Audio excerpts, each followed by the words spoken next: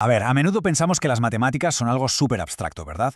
Pues hoy vamos a descubrir cómo los números enteros, que a veces parecen cosa de libros, en realidad son el lenguaje que se habla cada día en el campo. Una historia que nos lleva a las frías montañas de Colombia. Y todo, absolutamente todo, empieza aquí, con este dato. -2 grados. Esto no es un número en una pizarra, ¿eh? Esto es frío de verdad, de ese que se te mete en los huesos y te hace charbao con cada palabra.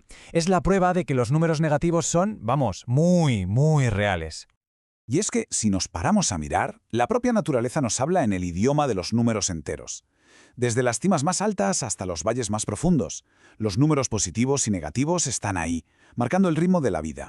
Para entenderlo mejor, os presento a Doña Lucinda.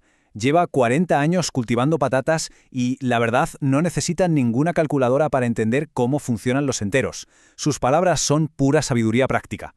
Para ella, el cero no es un concepto cualquiera, es literalmente la frontera entre perder la cosecha o recoger los frutos. O sea, para doña Lucinda, la matemática es así de simple. Los números por debajo de cero, los negativos, significan un riesgo real para su sustento. En cambio, los positivos, sobre todo por encima de 10 grados, son una promesa de que todo va a ir bien. El cero, como vemos, es el punto de equilibrio que lo decide todo. Su hijo, Julián, que está estudiando, traduce esto a un cálculo muy sencillo. Resta la temperatura mínima, S-2, de la máxima, que son 12, y el resultado es 14 grados. Este número, 14, representa toda la oscilación del día. Es el rango en el que su familia tiene que trabajar y sus cultivos tienen que sobrevivir. Pura aritmética que cobra vida. Bueno, dejamos los cultivos de patatas y cambiemos de escenario. Nos vamos al valle, donde don Elías se enfrenta a un reto muy distinto. Pero, ojo, utiliza la misma herramienta matemática. Porque ¿cómo pueden los números enteros ser tan importantes para criar peces? Pues vamos a verlo. Pues mirad, don Elías mide constantemente el oxígeno del agua. Si el nivel cae a valores negativos, como por ejemplo a -3, es una señal de alarma, sus peces están en peligro. Pero si sube a valores positivos, como +5, significa que están sanos y todo va bien. Una vez más, los números negativos no son una abstracción, son un indicador de una amenaza muy real. Ya hemos visto la naturaleza, pero esto no se queda ahí. Nos vamos ahora a la comunidad para ver cómo los números enteros construyen el día a día. Porque no solo describen el clima o el agua, también son la base de la economía y de los proyectos de la gente. Fijaos en esto, la tienda de la escuela. La gestionan 2 estudiantes, Ana y Camilo, y su contabilidad es clarísima.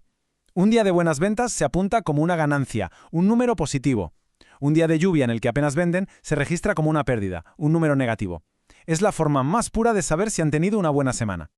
Pero es que la cosa va incluso más allá del dinero. Hasta en un acto tan lleno de futuro como es plantar un árbol, los números están ahí, presentes, dándole estructura a la propia tierra. Pensemos un momento. La superficie del suelo es nuestro punto de referencia, nuestro cero. Por lo tanto, el hoyo que cavan para el nuevo árbol se mide como un valor negativo, -40 centímetros.